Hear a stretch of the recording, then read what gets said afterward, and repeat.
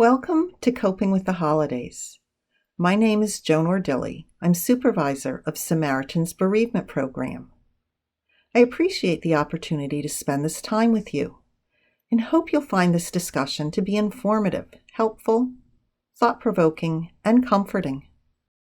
Whatever holidays you observe and celebrate, whether it be during the fall and winter season or any time of year, the absence of your loved one's presence is deeply felt. This year, due to COVID-19, there are additional challenges to navigating grief and loss, as well as increased challenges to navigating holidays and family observances. This year, we're dealing with increased uncertainty, and as the days get shorter and the nights get longer, that can be a consideration as well. Maintaining self-care can be a real challenge during the holiday season, and certainly is challenging after a loss. Loss of the assumptive world and disenfranchised grief are terms grief professionals use to describe some aspects of the loss experience. Loss of the assumptive world has to do with all those things that are a part of our frame of reference about ourselves and our lives and how we order our world. Loss of a loved one disrupts the assumptive world on many levels and can lead us to question our identity and how we think about ourselves, as well as what we thought normal aspects of our life moving forward might be. This can cause feelings of isolation, loneliness, anxiety, depression, and uncertainty. Disenfranchised grief has to do with socially supported and socially sanctioned grief. Loss of income, loss of expectations about being with family and friends to observe important holidays, loss of routine and social contact are all real losses that may become disenfranchised. Disenfranchised grief can leave people feeling lonely, isolated, and unsupported. Even without the added complications of the loss of a family member or friend and the COVID-19 pandemic, holidays, and especially the fall and winter holiday season, are a stressful time for many people.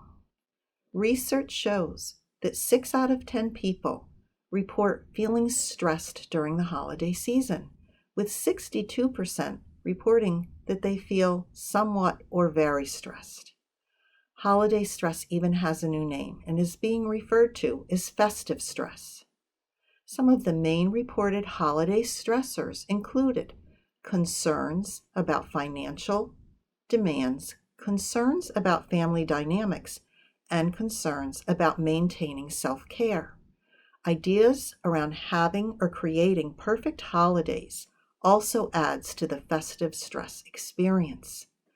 The loss of a loved one and the pandemic produce additional concerns and add stress to what for many is already a stressful time of year. As we discuss grief and loss related to holidays this year, consider the following. Grief is a physical, emotional, mental, spiritual, social, and behavioral experience and can manifest in all of these areas of life. Next, knowing what types and sources of stress normally affect you around the holidays will be important, and then you need to consider your losses and your needs related to them as well. It'll be important to find ways to validate your loss and express your feelings and concerns. We'll discuss this more later in the presentation. And then remember, it's important when you're grieving to allow a full range of emotions. While sadness, anger, loneliness are common feelings following a loss, it's okay to experience happiness, joy, and connection as well. Some people report feeling guilty if they enjoy themselves during holiday observances following a loss. However, I suggest the idea that you honor your loved one by engaging in life in a full range of experience. Those who have lost a loved one often experience both real and anticipatory stress related to the holidays. Let's consider holidays, traditions, and rituals in relation to loss. Holidays are special days set aside by custom or law, in which many normal activities are suspended or reduced. Holidays are generally intended to allow individuals to celebrate or commemorate an event or tradition that has cultural or religious significance. Traditions are ritualistic behaviors that nurture people and their relationships. They connect us to the past and build bonds between family and community. Rituals are sequences of activities that involve gestures, words, actions, or objects that are often done in a set sequence. They may be prescribed by the traditions of a family, a community, or culture. All human societies engage in rituals. They may be religious in nature, or they may be secular and include things like rites of passage and other types of ceremonies. Holidays are often deeply connected to traditions and rituals. And following the loss of a loved one, these traditions can be painful reminders of the loss, but they can also be important anchors. The pandemic has disrupted traditions and rituals important to the loss experience as well, and to holiday observances. So it will be important to make thoughtful choices about the holidays as you move forward. Meaning making during the holiday season can be very important. Rather than focusing on specific traditions, we can focus on common themes of fall and winter holidays across multiple traditions and cultures, starting with love. Love of family, friends, ancestors, and those who have passed before us. Consider light. Holiday celebrations from various cultures focus on the concept and image of light, especially during winter months as daylight decreases. And consider community, the gathering together for observances and celebrations. Generosity is an important aspect of so many holidays. The giving and receiving of gifts is a focus across cultures for many holiday observances. And gratitude. The harvest season and gratitude for sharing of the earth's bounty is also an important aspect of holidays this time of year. However, the traditions and rituals of personal holidays, such as anniversaries and birthdays, as well as ones for shared cultural or religious holidays, can't be overlooked when considering grief and loss. For those times when you feel the need to either participate in or to find comfort from certain aspects of tradition or ritual, it's important to consider communication, creativity, and compassion.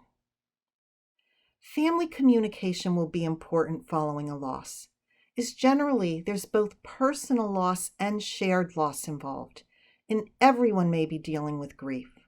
While grief is a universal experience, it's also highly personal. Talking about holiday observances before they happen can be difficult, but can also help avoid hurt feelings and misunderstandings. One family member may think making the deceased person's favorite meal is a good way to honor the loss, and another person might see it as disrespectful or difficult. Unless the feelings are talked about, misunderstandings are likely to happen. Set aside a time to talk about what's important to each person and try to come up with a way to honor how each person is feeling. Everyone will feel the presence of the elephant in the room, the absence of your loved one. So talking about it can help bring people together rather than leaving them feeling isolated. Communicating choices about self-care can also cut down on misunderstandings and gives others permission to engage in self-care as well. That can be really important to the healing process. While you may not feel that you have the energy to be creative, making choices that allow you to retain some important aspects of past rituals and traditions while also undertaking new rituals can be helpful and allows those who are grieving to make choices. Ask trusted family or friend to help discuss your thoughts, feelings, and concerns, and invite them to support you in making decisions that allow for change and creativity. And be kind to yourself. Self-compassion is important to healing when you're grieving. While you may find yourself experiencing feelings of anger towards others, know that that's a normal aspect of grief for many people. But we allow our humanity to shine through when, first of all, we acknowledge our feelings and then decide how to react or respond, and recognize that others may be hurting too, or sometimes they just don't quite know what to say. Let's talk about some specific ways of coping with your loss around the holidays. First of all, acknowledge your loss. Trying to push down your reality and your feelings can be exhausting. If you need to, come up with a couple of responses you're prepared to give people when they ask how you're doing. Something along the lines of, "I'm doing the best I can, and I miss Joe. Thank you for asking." Or allow yourself to say, "I appreciate your kindness and concern, but would rather not talk about it right now." These types of responses give you some power and some choices. Take one day at a time. Know that anticipatory stress related to holidays is normal, but make choices to help you navigate days that you anticipate might be difficult. Try to let go of anticipatory stress and fear. Allowing yourself to breathe deeply while focusing on the breath can bring you back to the present. There's research that shows that breathing can help reduce anxiety. Know your triggers. There are certain songs, traditions, or rituals that are emotional triggers for you. Knowing what they are can help you to navigate and to make choices. Know who and what can help you. Identify your support system. Who are the people that support you? What are the things that help you relieve stress and anxiety? What makes you laugh? What comforts you? Allow yourself to cry if you need to. Tears can be healing. If you're having difficulty identifying a support system, a grief support group or grief counseling may be helpful. Journaling has a number of benefits. It allows us to express and validate our feelings and experience in a very private way. It also allows us to see how we're doing over time. Share memories. Say your loved one's name. Share pictures and share stories. While it may be difficult and emotional, it can connect you to others and to your loved one. And find ways to honor your loved one's memory. These are very personal choices, but consider things that make meaning. Giving gifts or to a charity in your loved one's name. Making an area in the home to honor your loved one that has mementos, personal items, and pictures. Creating a website to honor your loved one. Planting a tree. All of these things can be done to honor your loved one's memory and your loss. As you make decisions around holiday observances, it might be important to consider continuing bonds and the dual process model. Modern grief theory uses the concepts of continuing bond to support the grieving.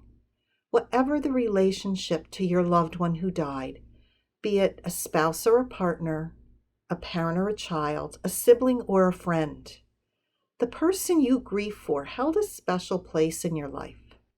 Continuing bonds recognizes the importance of relationships, and that when someone dies while life keeps moving forward, people need to find ways to stay connected to their loved one. Memorializations, maintaining traditions and rituals of choice, finding ways to include a loved one and their memory in important days are just a few ways to maintain continuing bonds. Living life fully is also a way of maintaining a healthy continuing bond, as discussed earlier. In addition, it's important when you're grieving to allow your grief experience and your feelings and to attend to your loss, what we call loss orientation. But it's also important to be able to attend to other aspects of life, called grief restoration. This is known as the dual process model and suggests that people who are grieving spend time in both loss orientation and loss restoration. If you're having difficulty with healthy continuing bonds or balancing loss orientation and loss restoration, working with a grief professional can be helpful. I'll say more about that later in the presentation. This year, due to the COVID-19 pandemic, I'd suggest we consider the idea of collective grief. While some are grieving the loss of a loved one very personally, most people are grieving the loss of their assumptive worlds. Day-to-day life, social connections, traditions, rituals, and holiday observances are all affected. I return to the thought that while every grief experience is personal and unique, grief is also a universal human experience. Please recognize that you are not alone in grief. At this time, I'd like to invite you to join us for a time to memorialize your loved one. You can pause the video and find a regular or electric candle if you'd like. You can light your candle knowing that millions of others around the world will be lighting candles during the holidays this year, some to mark their holiday and some to honor a loved one. Samaritan's music therapist, Sarah Joy Coolin, will join us with a beautiful original song of remembrance called "There's a Light in My Heart."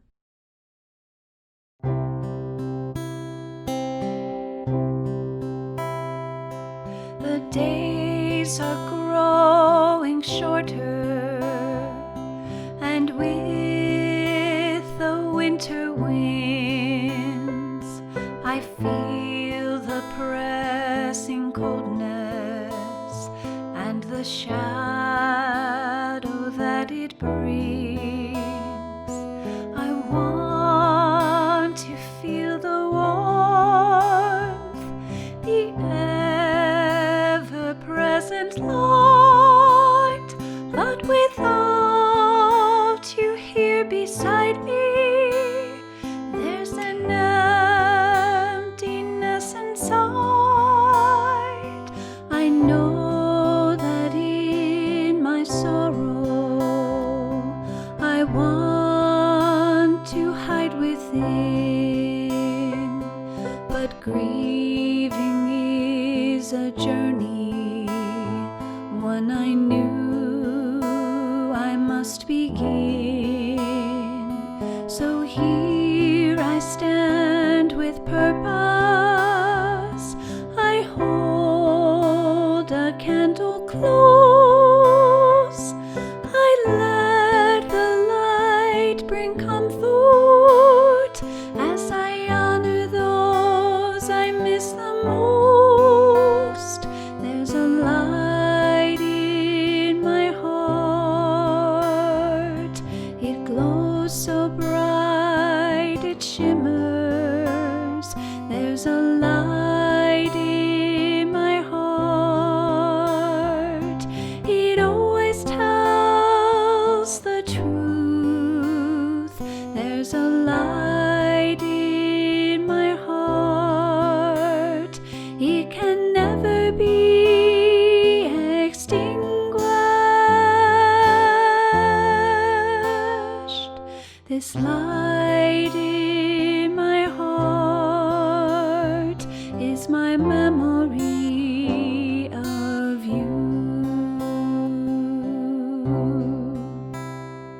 So when the days are lonely and I feel the coming night, when the world just feels so empty, it seems I've lost the fight, I light a little candle, I hold it up with pride, I let its warmth surround me and fill me up inside. There's a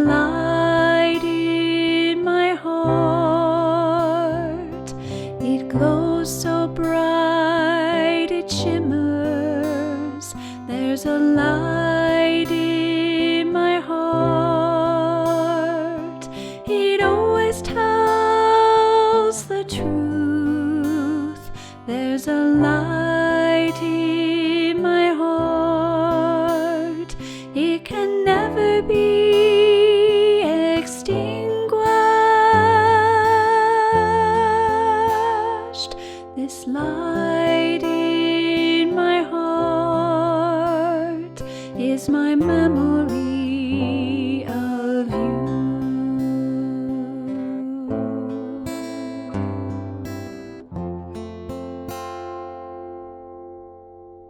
This light in my heart is the love I have for you.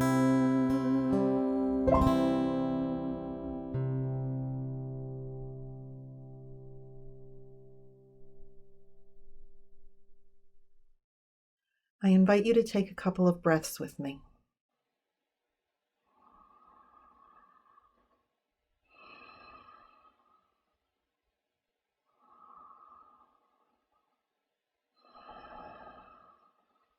Utilize the Coping with the Holidays Care Kit located on Samaritan's website to further your continuing bonds and your remembrance of your loved one.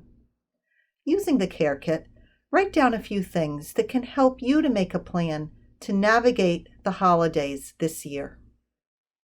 Writing down a plan can be helpful. Consider how you're going to maintain a schedule. Schedules can be grounding, helpful, and a way to take care of yourself when things are unpredictable. Decide on what you might want to attend and what you want to pass on. Know it's okay to say yes, to say no, and even to say I don't know, and to let people know that you might need to make a last-minute decision. Have a plan A and a plan B, and maybe even a plan C this year when things are so unpredictable. For some tips on decision-making and staying safe during the holidays in relation to the pandemic, visit the CDC website included in the resources to this video. Consider the traditions and rituals that you want to maintain, the ones that you want to let go, or where you might want to develop new ones. Make choices that work for you. And find time for yourself. Grieving can be exhausting. You're going to need time for rest and rejuvenation, but be careful of isolating. Make sure that you're reaching out to those who can support you. And just a few final thoughts. Making connections when you're grieving is important. For many people, the support of family and friends will be just what's needed through the grief experience. Again, a journal can keep you connected to yourself, your feelings, and your experience. If you need additional support, a grief support group can be helpful to decrease isolation and loneliness. Samaritan is currently holding grief support groups online. I've also included information on the New Jersey Self-Help Support Group Clearinghouse in the resource section if you're looking for support groups. There are also Facebook support groups and groups on other platforms as well. Well, feelings of anxiety and depression can be a normal part of the grief experience. If these feelings are getting in the way of your life, or if you're finding yourself isolating or your grief experience is not improving over time, reach out to your medical professional or consider engaging with a grief professional or a behavioral health professional to support you.